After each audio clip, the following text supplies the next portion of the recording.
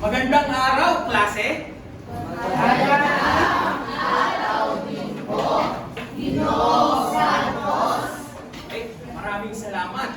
Ngayong umaga na ito, ay unahin muna natin ang humingi ng gabay sa Poong May Kapal. Anak, maaari mo bang pangunahan ang ating panalangin? Sino po? O, anak, yun no? Sobrang maraming sa pag-arasyon. And then, positive naman sa akin sa araw na pinagkasi ko sa namin sa araw nito. Hindi ko makakaalaman na nagagaling sa iyo. Ay, yun dapat tutulong mo sa amin. Lord, sa mapakituturo sa araw nito, Lord, na gabayin mo siya, patuloy mo siya ng kaalaman. O sa ganun na may bigay niya rin po sa amin yung talakayan niya ng maayos. Sa ganun na ma-execute niya ng maganda yung talakayan niya sa oras na ito. Lamang po Panginoon niya, nasa pagkaroon. Amen. Okay? Maraming salamat, anak, sa inyong magandang panalangin. Ngayon, bago kayo magsipag-upo, mga anak, no? Pakiayos muna ang mga upuan, pakilambot ang mga kalat kung meron man, at pakitago ang mga kagamitan na hindi naman patungkol sa ating asignatura. Mari na kayo magsipag-upo.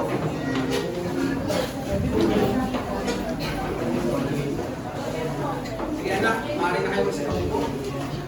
Ngayon naman, alamin naman natin kung sino ba ang lumiban sa ating klase. Sekretarya, maaari mo bang sabihin kung sino ang lumiban sa ating klase?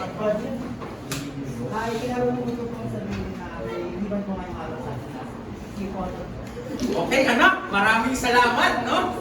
Okay, bago tayo tumungo, no, sa ating paksang aralin ngayong araw na to, meron akong mga alituntunin na inahanda para sa klase. Anak, Lero, huwag muna kayong maingay, no? Ito ang aming mga inihandang mga alituntunin sa klase. Pakibasa ng sabay-sabay. Igalang ang puno at kapwa mag-aaral. Sumunod sa mga patakaran sa loob ng silid-aralan.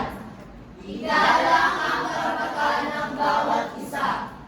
Panatilihin ang kaayusan at kalinisan sa silid-aralan. Okay? Maraming salamat mga anak. Ngayon naman, magbalik-aral muna tayo, no? Sino ba nakakaalala, no, nung nakaraang tinalakay natin? Anak, maaari mo bang sabihin kung ano yung nakaraang tinalakay natin? Yung nakaraan po, pinalakay natin sa Maynila. Tama, mahusay, no? Ang galing. Yan ang sinasabi ko sa inyo, mga anak. Lagi niyong tatandaan, lagi niyong isa sa puso at isa sa gawa ang lahat ng pinag-aaralan natin dito sa paaralan. Dahil lagi niyong sinasabi na para rin sa atin ito, no? Okay, so, alam niyo na, no? So, na talagang tuwan-tuwa ako dahil natatandaan niyo ang ating mga tinatalakay sa araw-araw na hindi nasasayang. Ngayon, meron ako ditong inihandang paunang gawain, no? Ito ay panuto, pakibasa.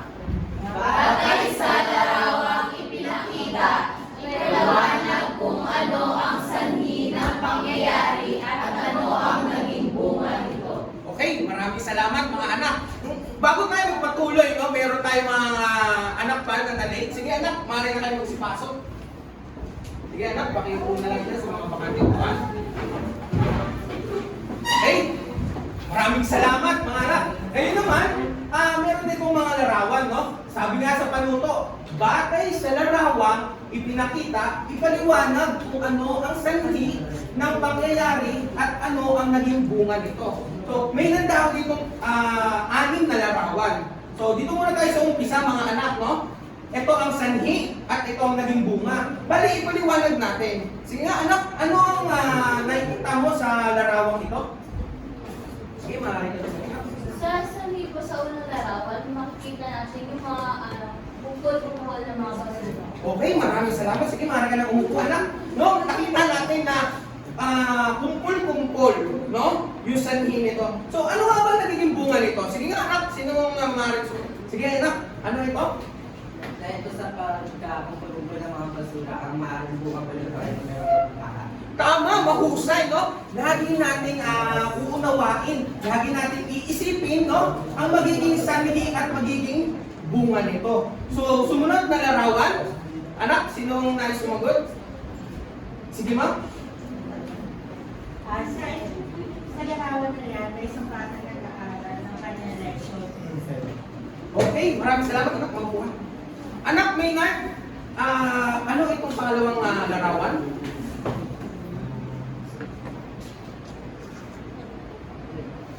May nalinis. Oh, huwag natin pagkatawanan mga anak. Ano? Naglilinis daw. Sige nga anak, sino maaaring tumulong? Sige, anak. Tuloy ko na. Okay. Sa kanyang pag-aaral ng kanyang leksyon, pagdating sa paaralan siya, ay nakakuha ng isang trabaho sa kanyang school. Okay, maraming salamat. No?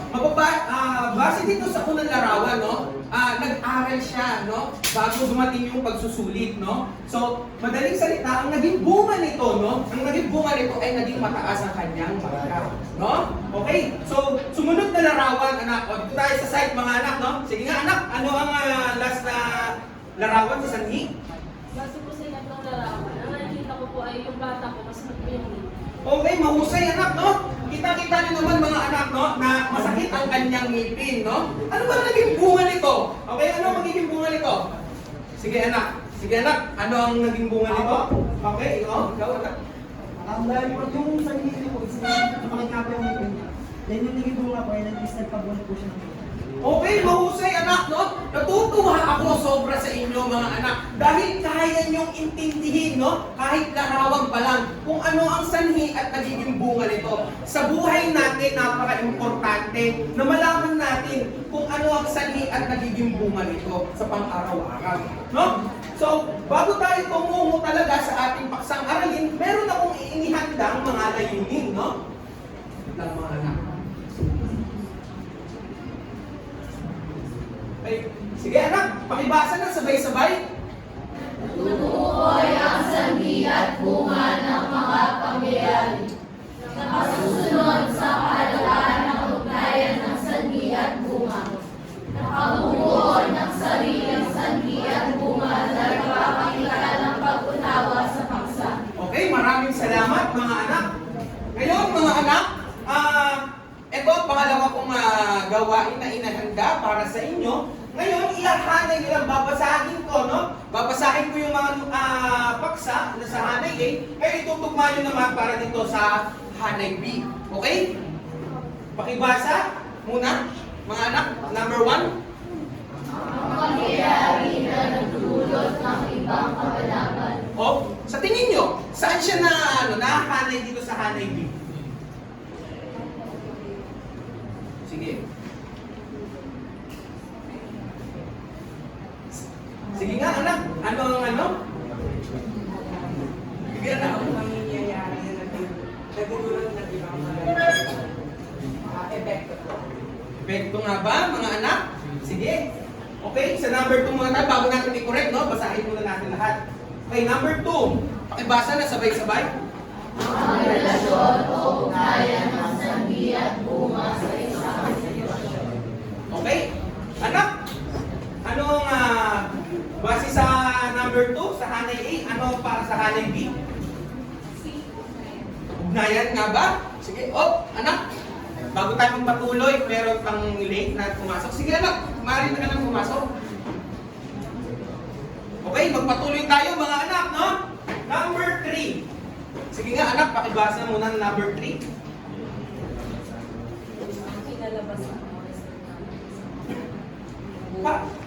Ano nga anak?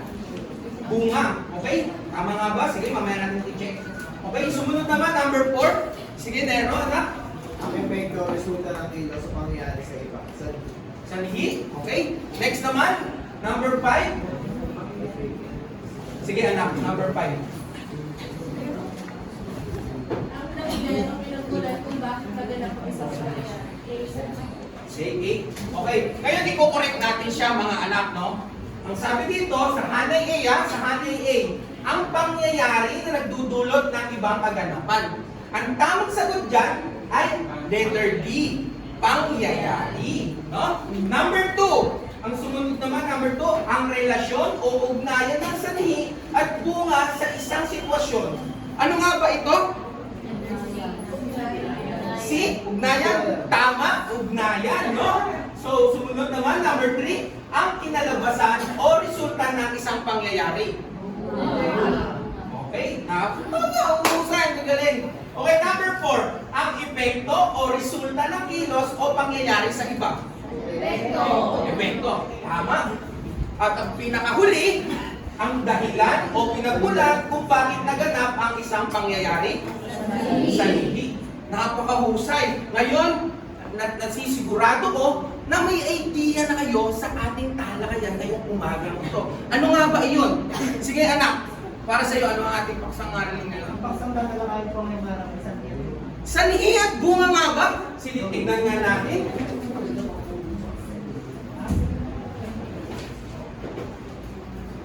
Tama! Sanhi at bunga nga. Ngayon, mas palalimin pa natin ang ating kaalaman patungkol sa sanhi at bunga. Ngayon, meron ako ditong mga aralin na iaano sa inyo.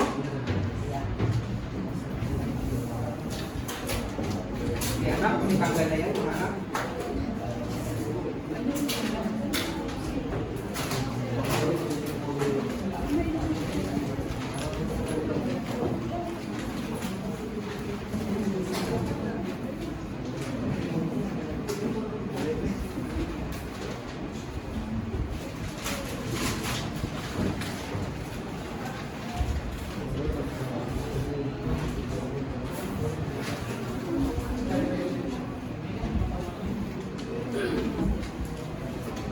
Okay, anak, nakikinig pa ba ang lahat? Okay. Ngayon naman, dito naman tayo dadako, no? Pakibasa nga muna ito, mga anak. Elemento ng sanhi at bunga. Ngayon, umpisahan natin ang elemento ng sanhi at bunga. Unang-una ay sa sanhi, no? Sa sanhi. Ang sabi dito, ang sanhi daw, ang dahilan o pinagmulan ng isang pangyayari. Uulitin ko, tandaan ninyo lagi. Sanhi, ang dahilan o pinagmulan ng isang pangyayari. Anak, pakiulit nga ang sinabi ko sa sanhi. Sanhi, ang dahilan o pinagmulan ng isang pangyayari. Mahusay, anak, no? Ang galing. Ngayon, meron akong inihanda na halimbawa sa sanhi, no? Pakibasa nga. Nagsikap si Hana sapagkat nais niya makamit ang kanyang pangarap. Mahusay, mga anak. Ngayon, bago tayo umano sa halimbawa, meron kasi dito mga panganhi na pananhi, no? Anak, may bago tayo patuloy, may isang lake. Sige, umari ka ng maupo. Yan. Sige, maupo kayo, anak. Okay? Ngayon, ulitin ko ha. Mga panganhi na pananhi ng sanhi. Ulitin natin ha. Halimbawa, may halimbawa akong inihanda. Sige nga, anak, ano nga ba ang halimbawa ko ulit?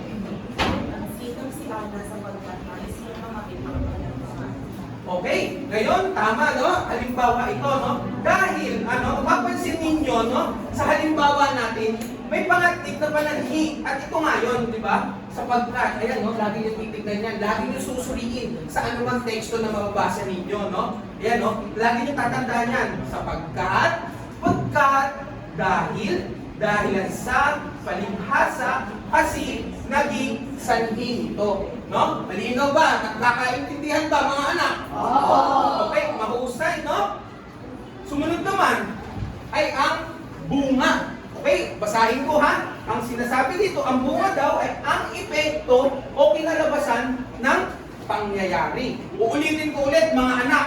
Bunga, ang epekto o kinalabasan ng pangyayari. Okay? Anak, Salcedo, na nasa likuran. Anak, pakibasa nga ulit. Bunga, ang epekto o inalabasan ng pangyayari. Okay, maraming salamat, anak. Okay, ngayon dumako naman tayo sa mga panganhi na panlinaw. Okay, magkaiba ang pananhi at panlinaw. Okay, lagi niyong tatandaan yan, mga anak, ha? Ngayon, meron akong inandang halimbawa ng bunga. Sige nga, pakibasa nga na sabay-sabay. Nagiging si Hana kaya naman. Pakiulit, anak. Nagtitipid si Hana kaya naman nakabili siya ng bagong cellphone. Okay, mga mahusay, mga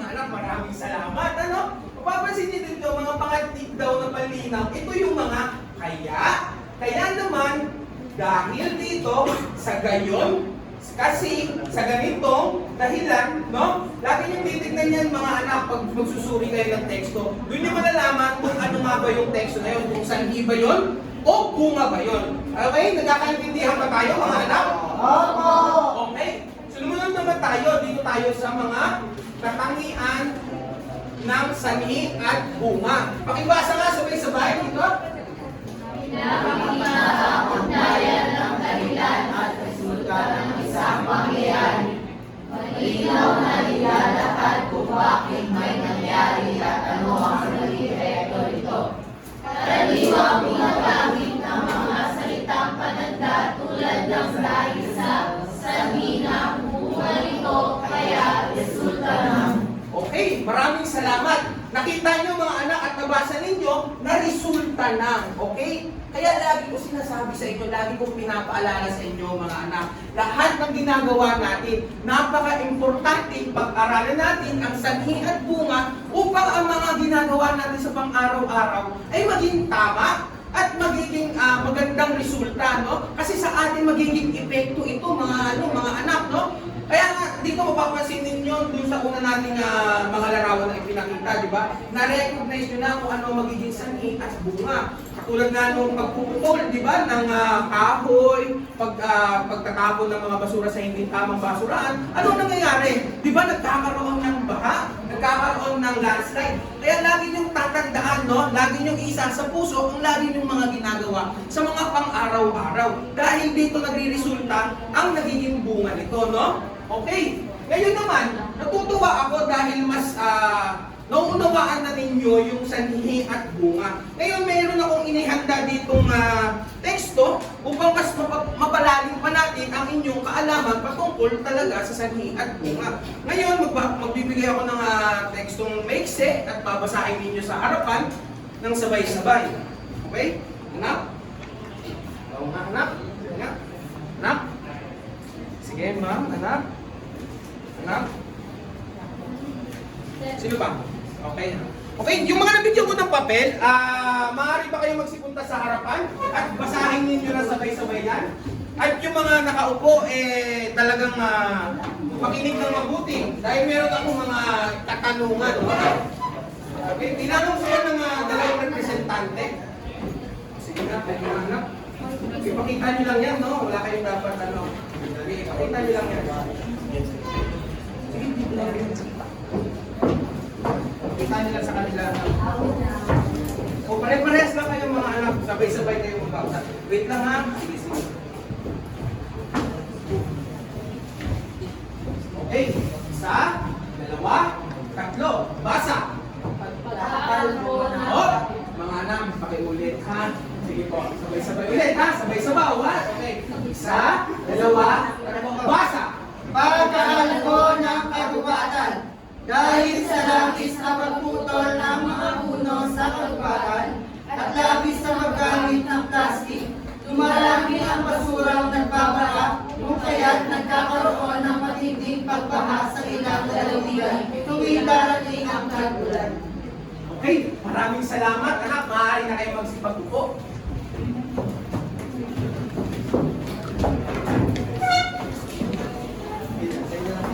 Sige, maaari na kayo magsipag-upo na mga anak.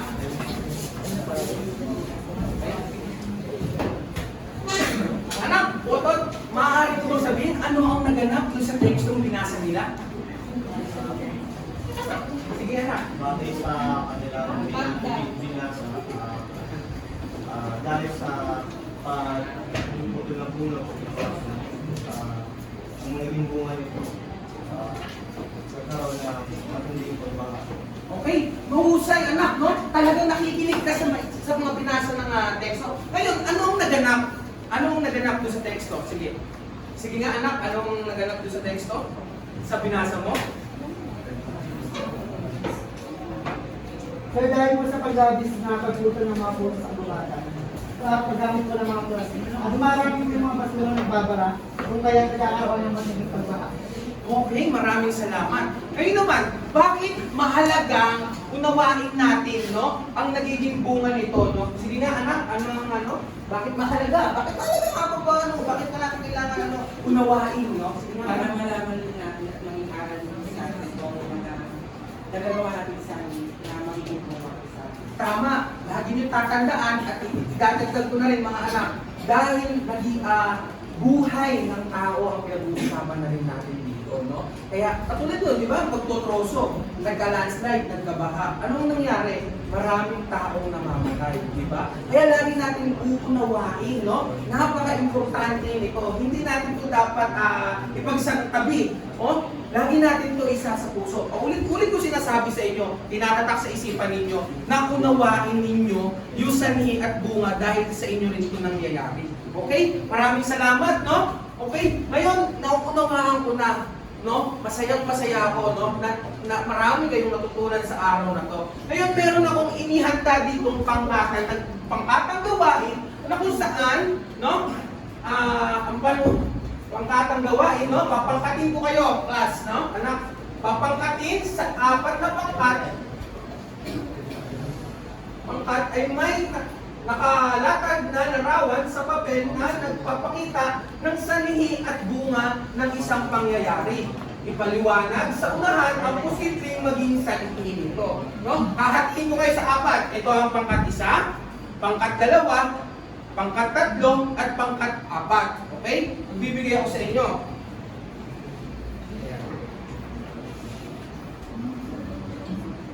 Ito ang ating pangkatang gawain, no? Sige nga anak, kayo, yan. Okay. Okay, pangalawa, pangatlo, pangaira, ha? Anak. Okay. No? Ayan ang ulitin natin, no? Panuto.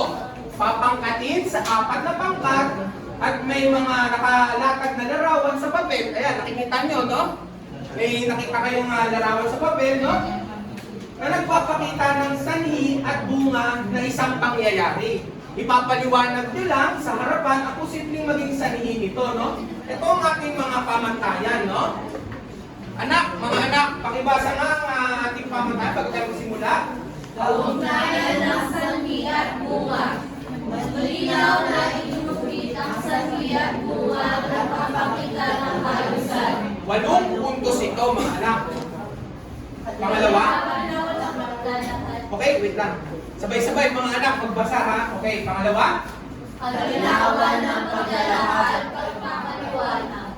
Mas malinaw, kumpleto at logical na pagpapaliwanag ang kaugnayan ng inulit ng sanhi at bunga sa kalinawan. Nakatalagang? Larawan.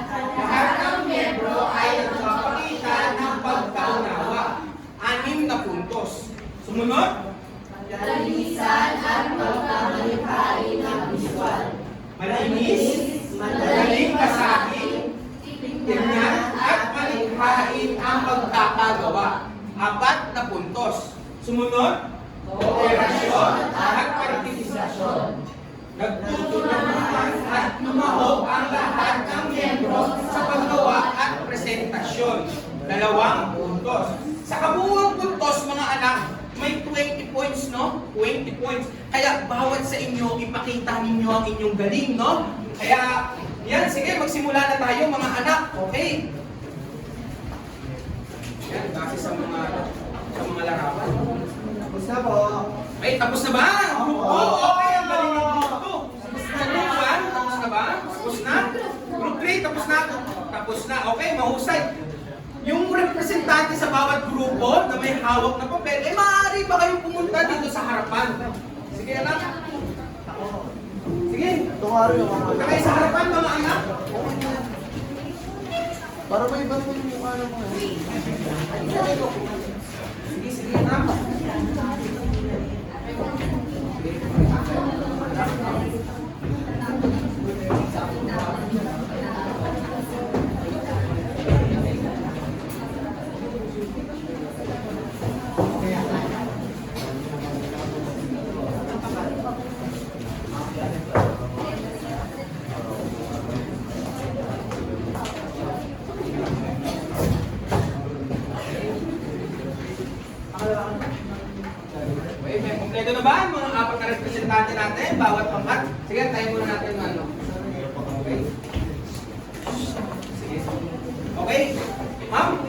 munang sabi sa amin? Napunta po sa ika-apat na grupo yung ika-apat na pangkat yung pagkakaroon ng baha sa lugar na ito. Para po sa amin, ang sanhin po ng pagbaha ay yung pagpuputol ng puno sa kapaligiran at pagdami ng basura na nakakasalin ng pollution sa amin. Okay, maraming salamat, anak. Maaari niyo ba palakpakan siya, mga anak? Okay, tama na, mga anak. Maraming salamat. Okay, sumunod. Anak. Ito naman. Ang napunta po sa aming larawan is yung Sige, pakita mo. nagkaroon po siya ng sakit po. Okay. Okay, paaari kong salihin to is yung pagpapaulan po. Okay. Okay, anak, palakpakan natin sila. Okay, sumunod, anak. Ano ang napunta sa inyo? Napunta sa amin na nagtatanim ng puno halaman. Ang sanay naman ito, ang pag-iwas ng pagbaha o landslide. Okay, maraming salamat. Palakpakan natin siya. Sige, anak, sa'yo. Sa last group. Okay, anak. Pagkatapos po sa amin, kung nakita nyo sa larawan na ang batang babae may hawak na notebook at meron din siyang meron din dito na bolte na nasa lamesa siya. So pinapakita dito na ang bata ay nag-aaral ng mabuti para makakuha siya ng mataas na score. Okay, maraming salamat. Palakpakan natin sila, mga anak. Nakakaulitan, no? Bawat isa sa inyo ay nakita ko talagang unawaan nyo na, no? Ang sanhi at bunga, no? Maraming salamat. Okay, maraming salamat. Ngayon, bago tayo tumungo sa susunod nating gawain, no? Meron akong gabayang hinay na kung saan iaano ninyo, idudugtungan ninyo lang, no? Alright, okay. Lahat kayo kumuha ng 1/4 or malinis na papel. Meron na? Meron na kayo? Meron na? Meron na? Kompleto na? Okay.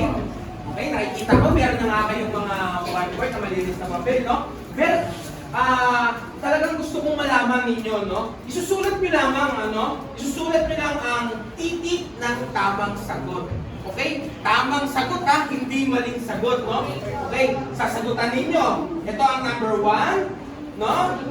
Number 2, number 3, 4, 5. Okay?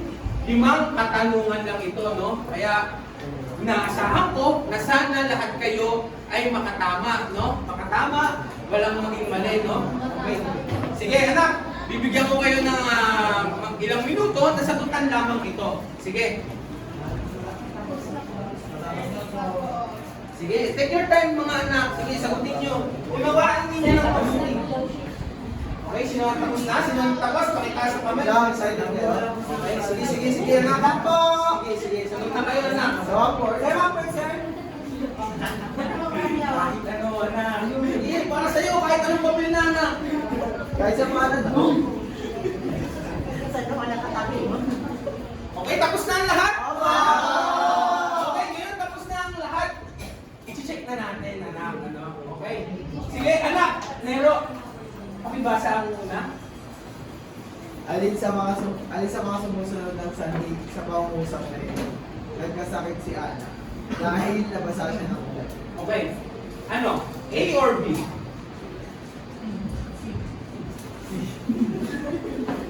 A or B or C or D? Anak, sige. Ano po? Sige.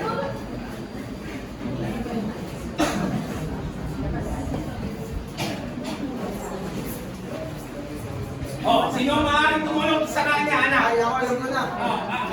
Sige, anak. Si ang tamang sagot. Sige, pakibasa nga, anak. Alin sa mga sumusunod ng sanhi sa pangungusap na ito. Nagkasakit si Ana dahil nabasa siya ng ulan. Sagot mo ay C. Nabasa Sige, siya. basahin mo. Ay, di pala. Ulan. D. Di. Ano? B. B. Oo. Ulan.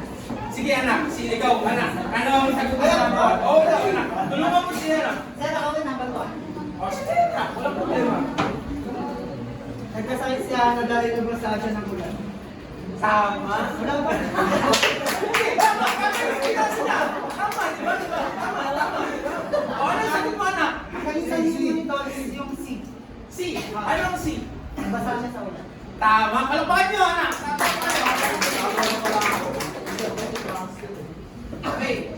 Sa pangalawa, ikaw rin, di ba? Sabi mo? Tama na siya, nakakasawa na yung Hindi, sige, bigyan natin siya na.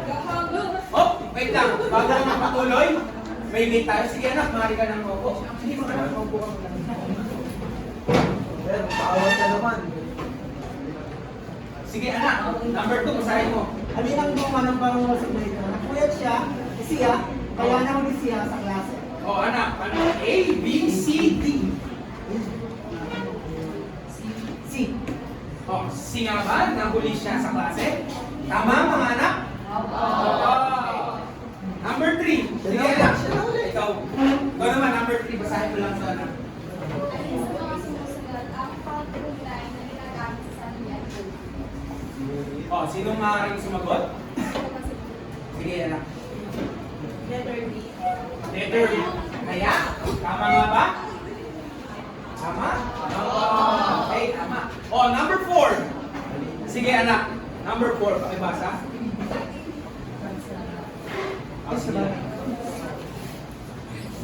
Alin ang tamang pagkakaayos ng sanhi at bunga? Letter C po, hindi siya nag-aral kaya bumagsak sa pagsusulat.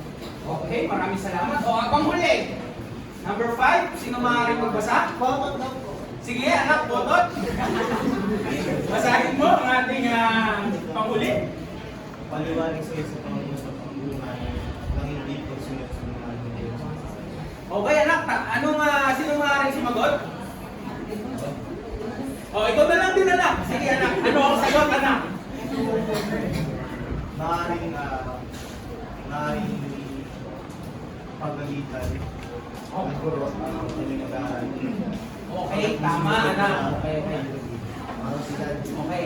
Okay, bago matapos itong ating talakayan, no? Meron akong inihanda na assignment, no? Na gagawin ninyo sa paaralan, ay sa bahay. Okay?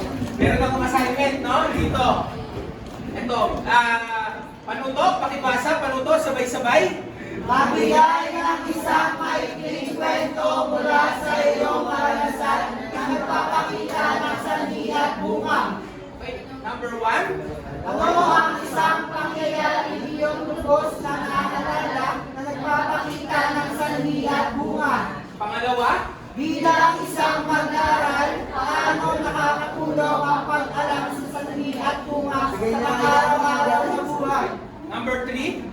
Para sa iyo, bakit sa tingin mo mahalagang malaman ang sanhi at bunga? Okay, maraming salamat anak, no? Ngayon, dito na natatapos ang ating aralin, no? Ngayon, dalhin ninyo ang aking mga sinabi na gamitin nyo ang inyong bawat desisyon sa buhay ay maging tama, okay? Lagi nyo tatandaan yun, anak. Ngayon, palakpakan natin ang mga sarili. At ang mga sa inyo,